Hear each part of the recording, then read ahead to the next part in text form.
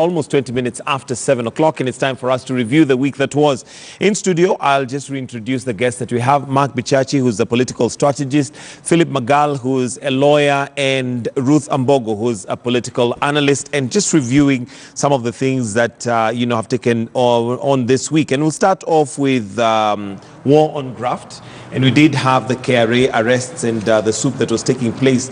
But I'll start with you, Philip. Yes. There was threats, and we hope that this is just rumor, that apparently some of the staff that had been left were going to paralyze KRA operations should this continue. That, of course, if it's true, would be very worrying for me. It would be. That is the allegation made by the state prosecutor that they had formed a, is it Telegram group whereby, they were using pseudonyms to try botch the activities of the KRA. That would be a very, very, very serious allegation. But then I take it that it's one of the arguments that the State Council was using to argue for the continued detainment of those arrested. Mm-hmm. Yes. So would that be a valid reason for them to keep them in detained? I've had many arguments, people saying that their continued detention is unconstitutional. How is it? The Constitution allows for detention to be lawful and constitutional, a detainee has to be taken before a court, which then would give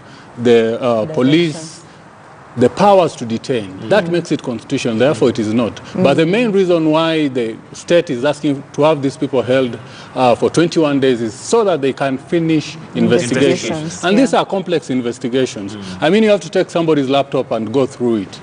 You have to lock that person out of the office. You have to cut off their communication with those who are still working. And we know that corruption is rampant within KRA, so I fully support it. Unless, of course, we want what we've seen. People being released on bond, going out there and committing offenses, just like what is happening with the gold scams.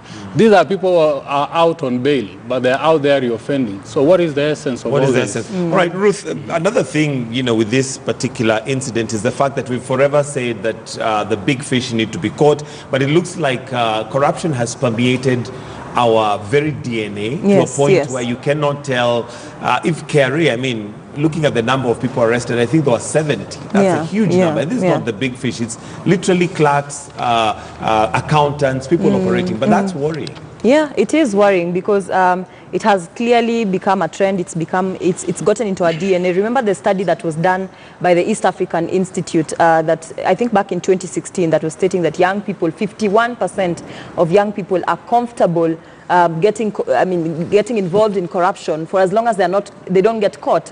Half of the population of the young people also find that it's acceptable. It's acceptable to engage, to be wealthy regardless of the fact, how you get your wealth. And so this is now a reflection of what is happening in our public institutions, of what is happening in government institutions. If this is KRA, then you can imagine what else is. You can imagine the level of corruption that goes on in other government agencies within our county government that is unexposed. And I understand that KRA, these officials were able to be, they were caught based on a sting that was done, a sting operation that was done by, I think was it CID officials were recruited as interns, of KRA, and this is how these people were caught. And I tend to believe that there are actually more than 70. I tend to believe that across the country where we have KRA offices, there's more of this corruption going on. And now if you see the ordinary citizen fighting back, and if they successfully fight back, if they successfully fight back in the public opinion and actually get away with it,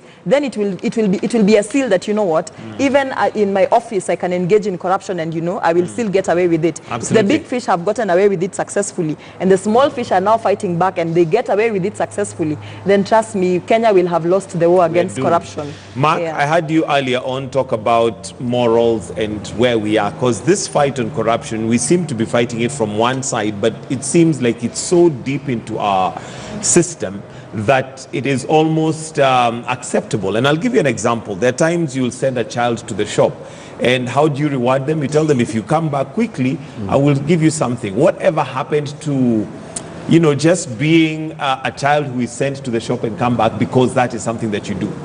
Look at who we awarded a few years back with presidential honors. We awarded a guy for standing in line and carrying githeri, for doing his civic duty.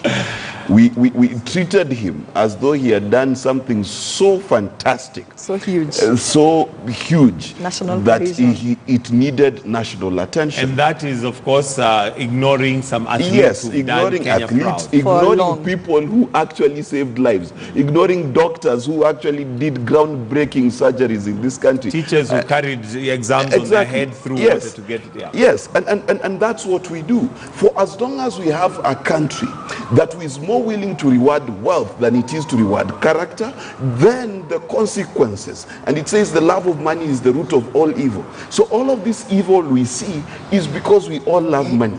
And trust you me, most of the time a Kenyan who's not corrupt is just a Kenyan who's not had access to a government office. The opportunity. That's 99% of Kenyans. Now, for as long as even that person sitting at home is unwilling to become a person of character and virtue, despite his estate. Now, that's where the catch is. That a lot of the time, I will say, I steal because I'm poor. How do you expect me to eat? And that's the same thing, I'm sure the people of KRA were thinking. That, wadosi kule, wanakula mamilioni, sasa pia sisi tukule hizi thousands. And that's the problem. That there's no person who's willing to say that for me, and my house, I will do the right thing. And that's what is lacking in this country. That there's no one who's willing to trade wealth for poverty for the sake of character. Because character is not celebrated in this country. In this country, if you tell people you are going to donate, watasema ona Mike squeeze vile anaringa, tangu apate job KTN, he thinks he can donate to everybody. So character is not we don't reward it. Yeah, it's not celebrated. Ruth, we talked about a revolution, and until Kenyans come to a point, or until we come to a point where we can relate corruption to our everyday trouble. For instance, if you go to hospital today, money that was supposed to take care of the health facilities that we have, so that everybody has affordable health, has been squandered. Until we can relate the two of them, then we forever remain in what I'd call a bubble of deceit, thinking that if I get money, then it's okay. And you talked about a revolution. Do you see a point in Kenya where we are going to finally connect the dots? That corruption is what is making our economy what it is today. The suffering that we have right now is purely because of corruption.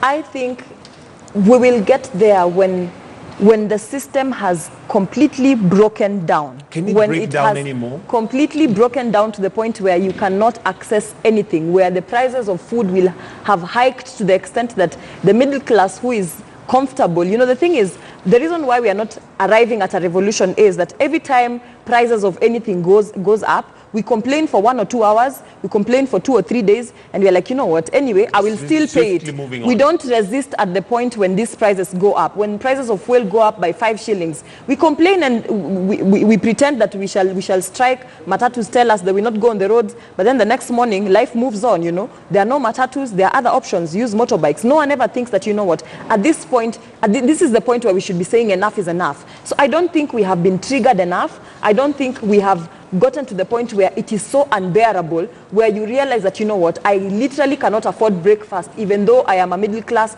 earning citizen and I am earning probably 150,000 shillings, until we get to the point. And I always say that the middle class of the country seem to be, in a way, they seem to be the majority. And by middle class, I don't mean people who earn a ridiculously high amount of money. I mean people who can afford breakfast in the morning, even though it is just bread and strong tea. No matter how people basic who can, it is. no matter how basic it is. People who can afford supper, no matter how basic it is, and we are the majority of this country. But until we get to the point where we actually tell ourselves that, you know what, I literally now cannot afford breakfast, I literally now cannot afford dinner, and it is now impossible to access healthcare services in this country.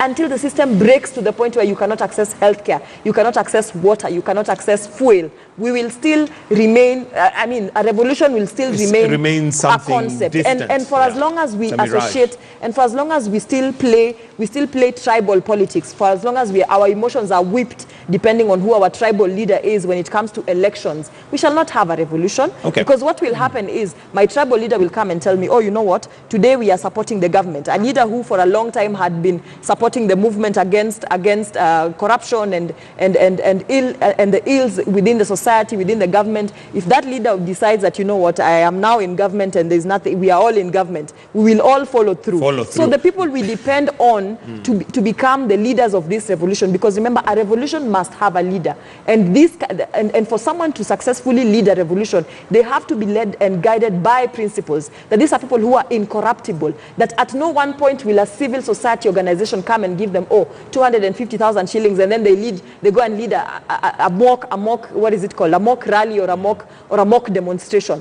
For a revolution to take place, it has to take an ordinary citizen who is saying, you know what, I'm doing this for the country and not to be recognized and not to get a political seat. In the past, we have seen people who have tried to become revolutionary leaders, but then in the process, you come and find out, he is backed by a huge civil society organization, or his intentions were that in the next coming election, he can be able to secure a seat. So we don't have people who genuinely want to lead this revolution. All right, Philip, is it that we're not able to connect the dots? I mean, I listened to Ruth, and it sounds very intelligent, and yes. I think any middle class, any let me say reasonably educated Kenyan will understand that the corruption we experience today is purely the reason why we are here today as a country. So as much as we complain and say our leaders do this, I mean, we have MPs right now with a 250,000 allowance, which SRC says is illegal. But of course, like she says, we're going to complain, we'll make noise on Twitter and social media platforms, and after that, we go back to our cocoons and life goes on.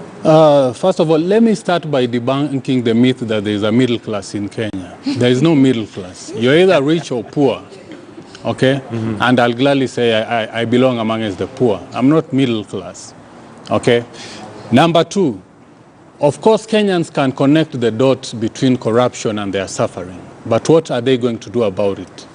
They know very well that what we need is nothing less than a revolution. We need what happened in China, we need what happened in Russia in 1917 in order to transform this society. We need to totally break off from our past thinking. We need to break off from nepotism. We need to break off from tribalism. We need to break off from the handout mentality, but we are not willing and we are not ready.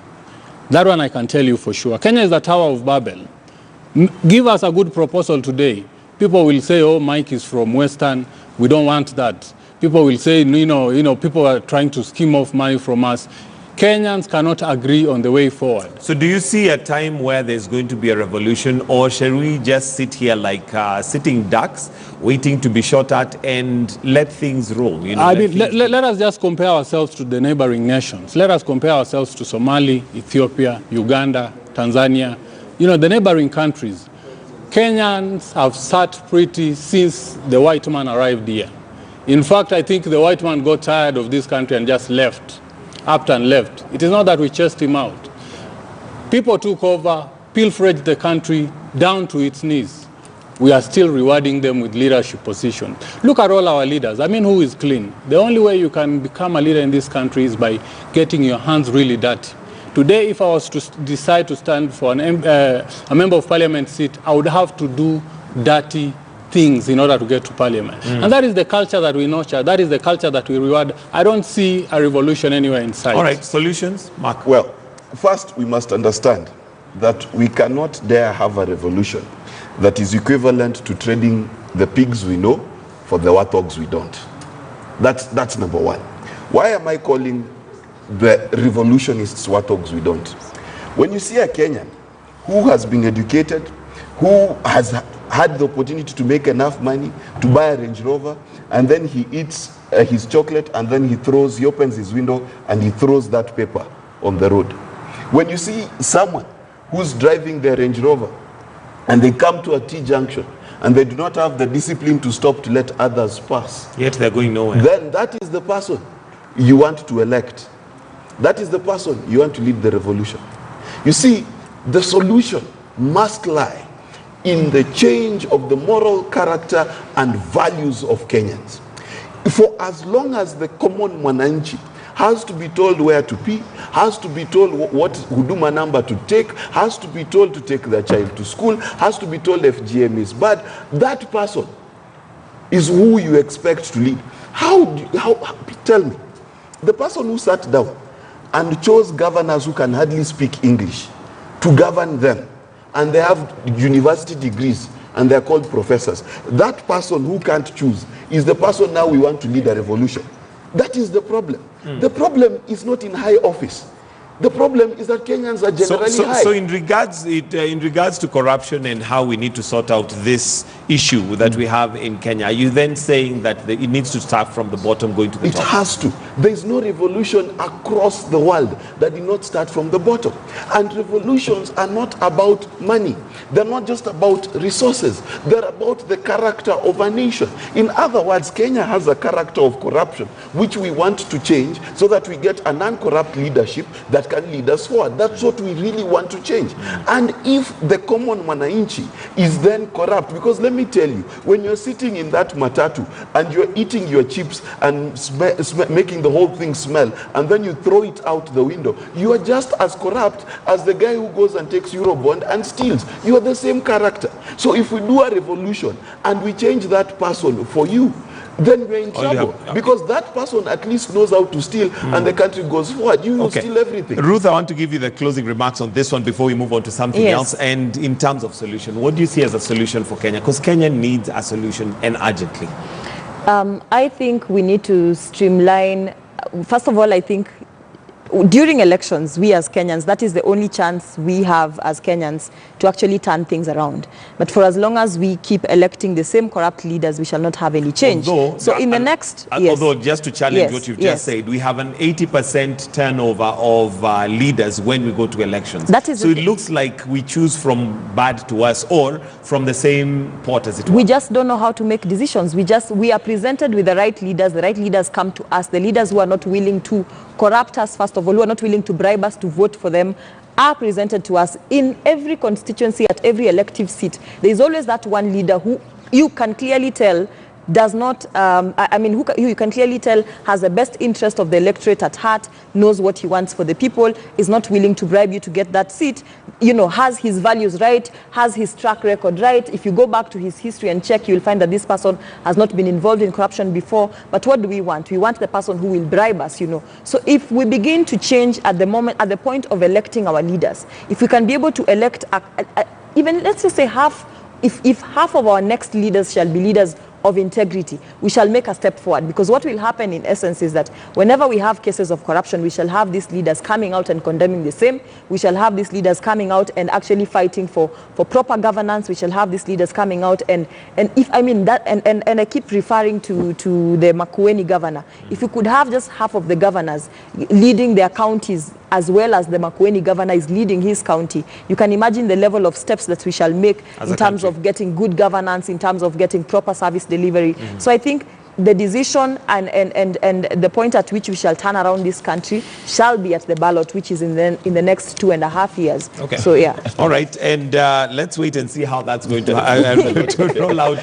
Mark Bichachi doesn't seem very confident with that. But moving on to something else, and there was now there is that spat between SRC and members of Parliament. And I'll start with you, Magal, because this again has a legal implication. SRC comes out and says that the 250,000 house allowance for members of Parliament is illegal, and they're going to backtrack it and trace it back. MPs have come out laughing and saying that is impossible. The water is already under the bridge. And of course, again, Kenyans are left there thinking, why are we paying these guys so much? Of course, we know very well that constitutionally it is SRC which is mandated with determining the salaries and allowances of all public officers. But PSC has usurped that role, and it is rewarding members of Parliament inordinate pays which are unjustifiable in law.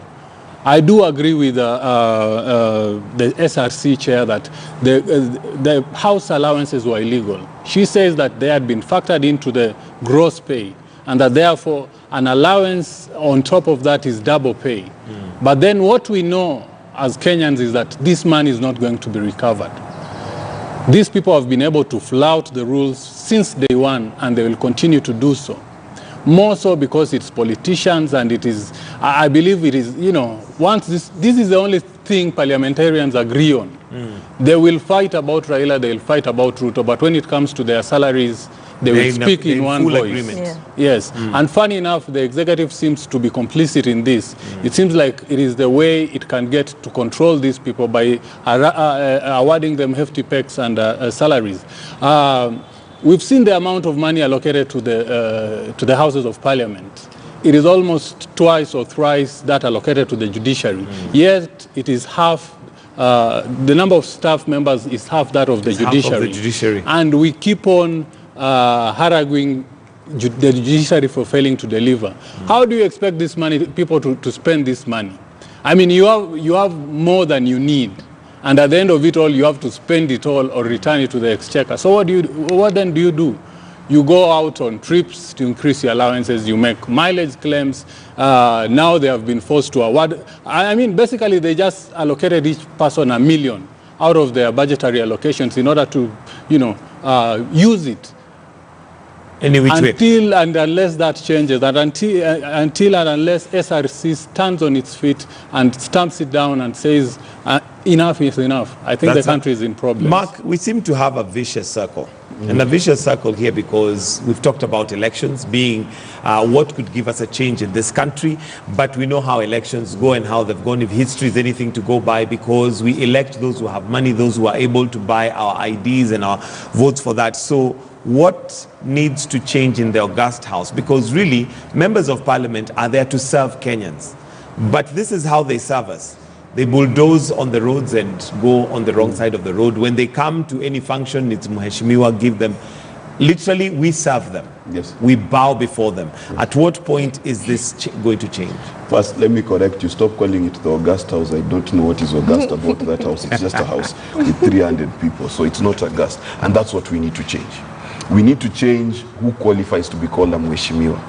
We need to define for the Kenyan that what character who is needs we? to, yes, we the media, we the people who are opinion shapers need to tell people that just because someone has a car does not make them Mheshimiwa. In fact, in this country, when you just want to run for MCA, or on your Facebook you change Mheshimiwa Mark Bichachi, you change it overnight, because running for office automatically makes you a Mheshimiwa. But Mheshimiwa means respectable one, right? So are you respectable?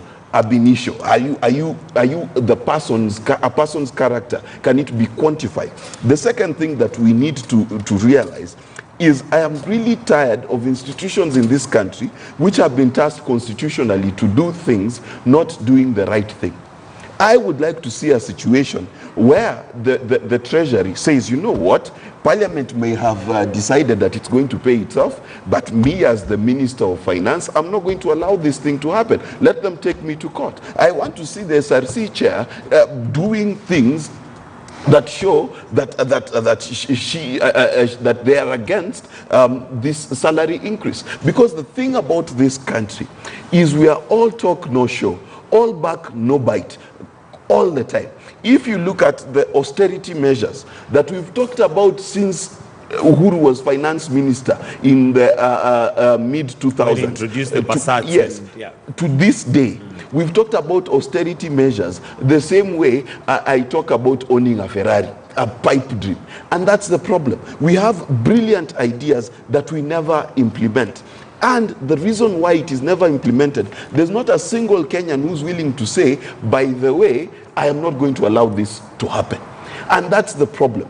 Where you stand passive, where evil happens, you are equally responsible for that evil. The people who sat by and saw Hitler rise to power are equally guilty for the Holocaust. And that's what Kenyans need to realize. Every Kenyan who's bullied off the road by an MP who's not allowed to bully you off the road, when you decide to step on the side, you've also decided that you will step on your taxes, you've decided he will step on your community, because that's the image that you're giving him. Any pastor who decides that he will interrupt his sermon because Mheshimiwa amekuja, that person has also decided that he can suspend God and elevate a man. That is what we are doing with this society. For as long as we keep doing that, I guarantee you, Mike Gitonga, that August House will remain a den of robbers. Okay. And unless we find a Jesus who's willing to whip them out of that house, we will not change. Ruth, it sounds very doom and gloom. Is it that bad? I'm sure we have some good leaders. We have some people who we can rely on. We have some people who maybe can help us, like you said, be that leader of the revolution. There were also good Nazis. There were very many good Nazis. I mean, it sounds, when I listen to the three of you speak, it sounds like Kenya is literally in the dogs, which it might be, but there's got to be a solution. There must be a ray at the of light at the end of the tunnel. If we had some good leaders, as you intimate, then we would at least see them stand up and say, you know what, we are opposing this increase of salaries. And even at the beginning, when they got into parliament, they should have said, you know, from the word go, this is a lot of money. Just the other day, you saw this. There was an image going on online of the rate of, I mean, how parliamentarians are paid across the globe. And Kenya's amounts that we pay to parliamentarians, we were literally reaching for the sky, you know. And we have, I mean, our parliamentarians earn more than some presidents across the world. So if we truly had some good leaders, as you would want to put it, then we would see them come up and say, you know what, we oppose this increase of salaries, we are opposed to this, and at least then we would have some hope that truly we have some people who are standing for us. But we are seeing nobody talking, none of them is speaking, you know. If you could have even one, even if, you know, and I know Bichachi is a good pastor right beside me. Like the Bible says, if during the Abraham times, when was it Abraham who was asking God that if I find even just one righteous person, 5 righteous people, if we could find just 2 good leaders standing up and 2 righteous MPs standing up and saying, we are going to stand with you citizens, we shall take to the streets, and we are also opposing these salary increments, then we would have hope. It is gloom. In fact, it is getting worse by the day. It is that bad. In fact, you should see who are fighting the SRC chair. One of them is the leader of minority, that is Mbadi. He's been the most vocal on this. A person that I expect to offer an alternative voice to that of the government. The people that we come to us to run with them the streets when they lose elections. The people that we expect to sacrifice and stand with us are the people who've said this is not going to happen. Okay, so I don't see a Noah or a Musa or what does that tell us? What does that tell us of our political terrain, especially given that we do know that if we had an active opposition, at this point in time, they would be up in arms, you know, making noise. But now, given the golden handshake, if we can call it that, what does that tell us? Because are you telling me that it's the handshake that has brought us to where we are? Which country do you live in? Have you ever seen the opposition oppose salary increases? I'm just wondering. Which countries? They have never, but at least there are times, for instance, if, the increase in fuel tax levy, that was a time would have expected. That's different. That's different because then it did not directly affect them. So they pretended to sing outside parliament. They ran out of parliament. And that goes back to my question, what does that tell us of the opposition, if at all there's ever been one? The issue here is not a question of opposition, my dear friend. The question here is that our leaders are so sure that we have low IQs and we have no capacity to choose that they can do whatever. That's the reality. A governor who can hold a pageant when people are dying of hunger, that tells you what his opinion is of you as a person. A governor who is said to own buildings in Nairobi 2 years after being elected, and he is not ashamed of it, that is a governor that tells you he seriously has confidence in the low IQ of his people. A governor of a city who decides that he will chew Mira on Facebook Live tells you for sure he is guaranteed that your IQ is extremely questionable. And that is the issue. For as long as the people who are supposed to hold them to account every 5 years act like they do not know the difference between a nose and an ear, they will behave the same.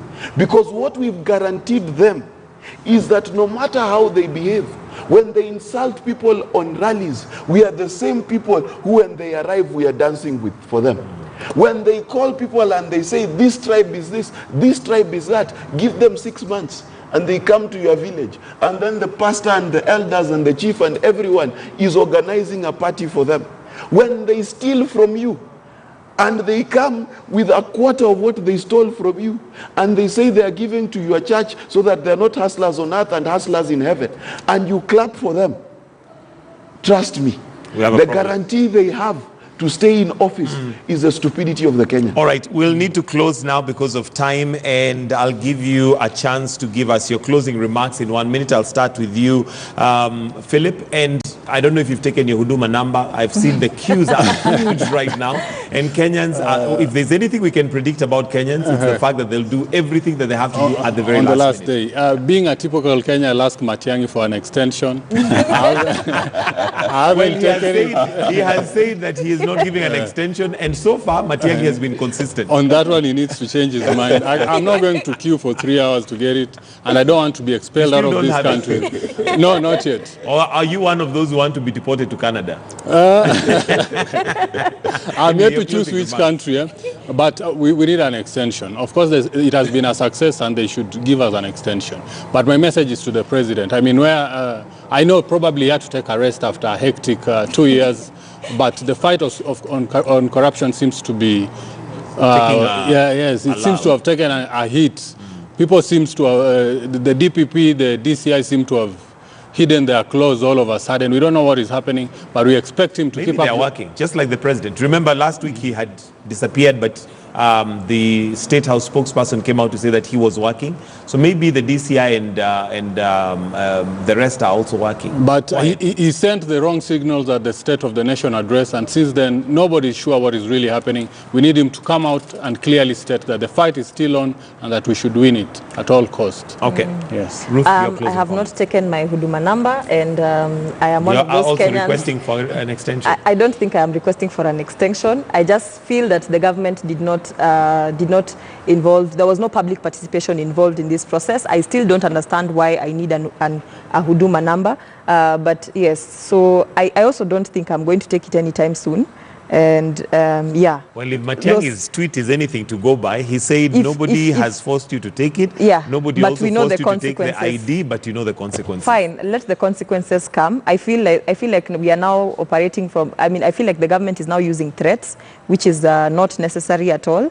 And it is not assisting or helping those of us who still don't understand why we need this Huduma number. I still feel like there's an ulterior motive to this, which I am yet to establish. When it comes out, I shall proudly come back here and say I was one of those people who were suspicious of this Huduma number, and my suspicions have been proven right. I don't see any. I don't think that having a number is a solution to getting better service delivery in any way. If they were clearly, if they were serious about improving, about improving service delivery within this country, there are better ways to do it than getting a number. So, okay, yeah. Mark, wrap it up for us, please. Well, a few things. Let me start with Huduma number. Very briefly. First, everyone involved in this is just wrong. Okay, the government is wrong because you can't threaten people. We don't threaten people to get IDs, so stop threatening people. Number two, just allow them to go to the chief and register whenever. It's a continuous process, because now if I turn 18 on Sunday, how was I supposed to apply for Huduma number? Well, Huduma number is for every citizen. That's what I mean. So just it's an ongoing process, and that's what the court ruled. And I don't think that rulership by coercion is the best way to rule a country. Please reconsider and just explain to people what it is that you mean. But as a country in general, we need, number one, to find where we are going, because Kenya does not know where it's going. Where countries like India or China are competing to land on the moon, we can't agree on SGR to Kisumu. That's nonsense. We cannot agree what kind of identification we want. As a country, we need direction.